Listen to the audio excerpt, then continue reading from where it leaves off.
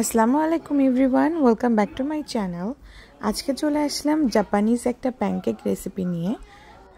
প্যানকেকটা খুবই ফ্লাফি আর খুবই সফট হয়। আমরা তো এমনি প্যানকেক আমরা সবাই খেয়েছি, বাট এই প্যানকেকটা খাওয়ার পরে আমার মনে হয়েছে জাস্ট অসাধারণ। আপনারা একবার হলেও এই প্যানকেকটা ট্রাই করবেন। তাহলে চলুন আর কথা না বাড়িয়ে দেখে নিই এটা কীভাবে তৈরি করতে হয়। প্যানকেকটা তৈরি করার জন্য আমি প্রথমে নিয়ে নিচ্ছি 2টা ডিম। ডিমটা রুম টেম্পারেচারে রয়েছে। ডিমের থেকে আমি কুসুমটা আর সাদা অংশটা আলাদা করে নিচ্ছি।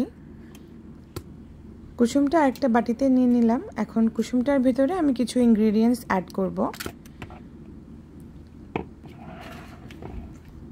দিয়ে দেবো 4 টেবিল চামচ ময়দা।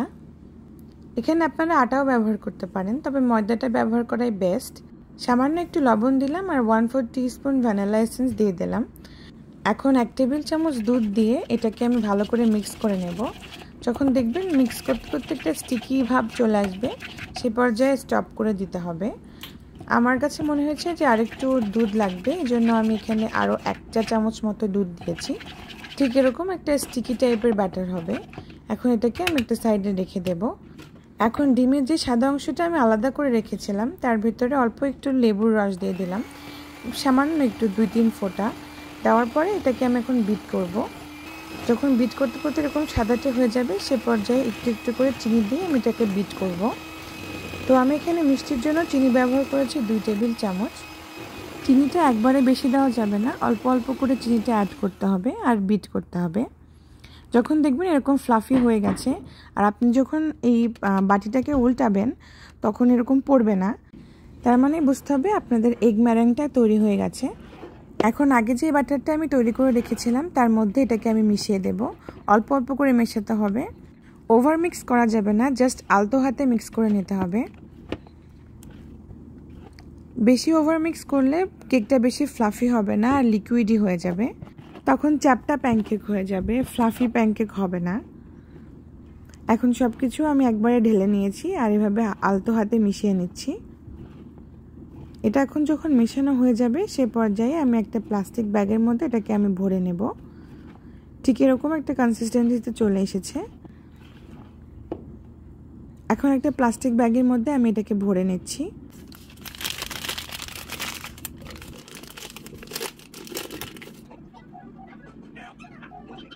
এখন সরাসরি প্যানকেক তৈরিতে চলে যাব। এর জন্য আগে থেকে একটা প্যান গরম করতে দিয়েছিলাম। প্যানের মধ্যে সামান্য একটু বাটার দিয়ে আমি এভাবে টিস্যু দিয়ে মুছে নিচ্ছি। এখন সেই আমি প্যানকেকের বাটারটা পাইপিং ব্যাগের মধ্যে ভরেছিলাম, সেখান থেকে মুখটা কেটে আমি এভাবে প্যানকেকের শেপ দিয়ে নিচ্ছি। চেষ্টা করবেন একটু উঁচু করে দিতে, তাহলে প্যানকেকগুলো অনেক বেশি ফ্লাফি হয়। তো আমি এরকমভাবে উঁচু করে দিচ্ছি। আরও উপরে আরও কিছুটা দিয়ে দিলাম। এখন অল্প প্রায় 2 টেবিল চামচ মতো পানি দিয়ে আমি ঢাকনা দিয়ে ঢেকে দিচ্ছি।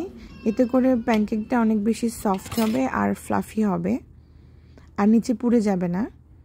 এখন উল্টে দেব। এই পর্যায়ে খুবই সাবধানে উল্টাতে হবে, এটা খুবই সফট থাকে।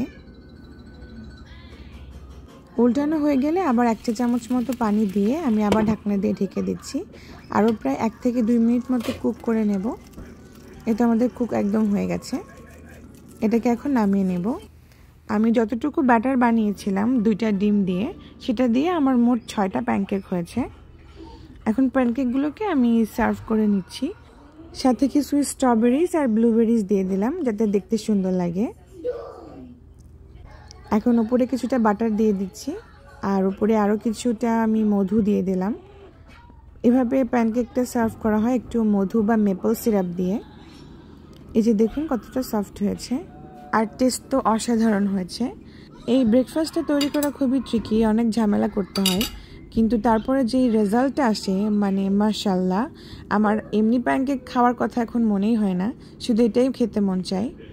আশা করি আজকের রেসিপি আপনাদের কাছে ভালো লেগেছে। ভালো লাগলে অবশ্যই একটা লাইক করবেন। দেখা হবে নেক্সট ভিডিওতে। আল্লাহ হাফেজ।